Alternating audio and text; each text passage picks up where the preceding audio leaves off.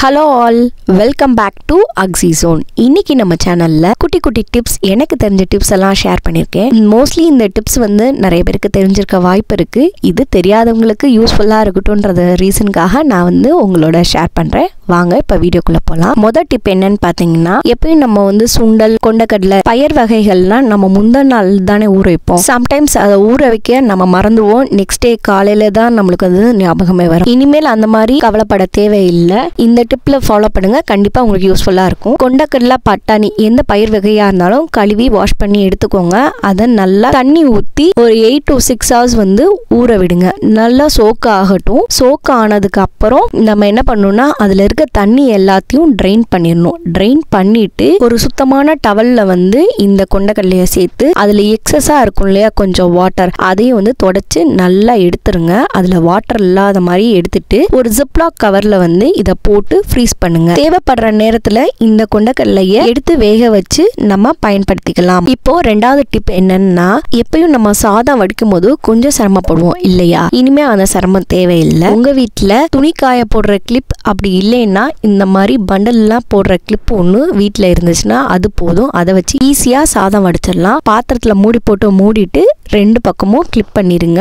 அதுக்கடுத்து அதை பாத்திரம் கழுவுற சிங்க் இருக்கு இல்லையா, அது ஓரமா வச்சு அதை வடிகட்டிடலாம். இதுக்கு எந்த வித கீழே பாத்திரம் வைக்கணும் அந்த மாதிரி அவசியம் எதுவுமே இருக்காது. ஈஸியா வடிஞ்சிரும். அடுத்து மூணாவது டிப் என்னன்னு பார்ப்போம். நம்ம எப்பயுமே எண்ணெயில பொரிக்கிற ஷாலோ ஃப்ரை மாதிரி பண்ற ஃபிஷ் ஃப்ரையா இருக்கட்டும், வாழைக்காய், பொட்டேட்டோலாம் ஃப்ரை பண்ணும்போது இந்த மாதிரி எண்ணெய் வந்து மீதமாயிரும். அந்த எண்ணெயை நம்ம ரீயூஸும் பண்ண முடியாது. அதை சிங்க்ல ஊத்துனா சிங்க்ல போய் அது அடைச்சிக்கிறோம். அந்த எண்ணெயை சேஃபா கிளியர் அவுட் பண்றதுக்கான ஐடியா தான் இது.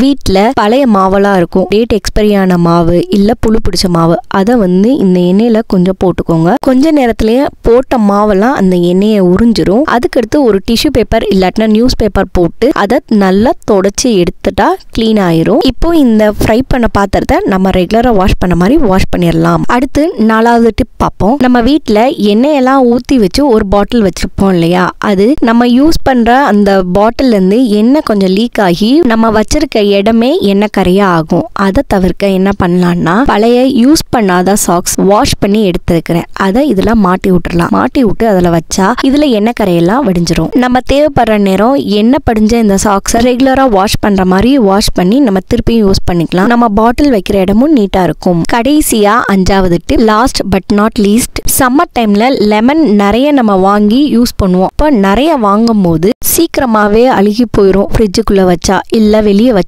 வாடி போயிடும். லெமனை சேவ் பண்றதுக்கான டிப், லெமனை புளிஞ்சு எல்லா ஜூஸையும் எடுத்து வச்சிருங்க. எடுத்து வச்சுட்டு நம்ம வீட்டுல இருக்கிற ஐஸ் ட்ரேல புளிஞ்சு வச்சிருக்கிற இந்த ஜூஸை ஊத்திடலாம். நம்ம இந்த ஐஸ் ட்ரேல ஊத்தி இருக்கிற ஜூஸை ஃப்ரீஸ் பண்ணிருங்க.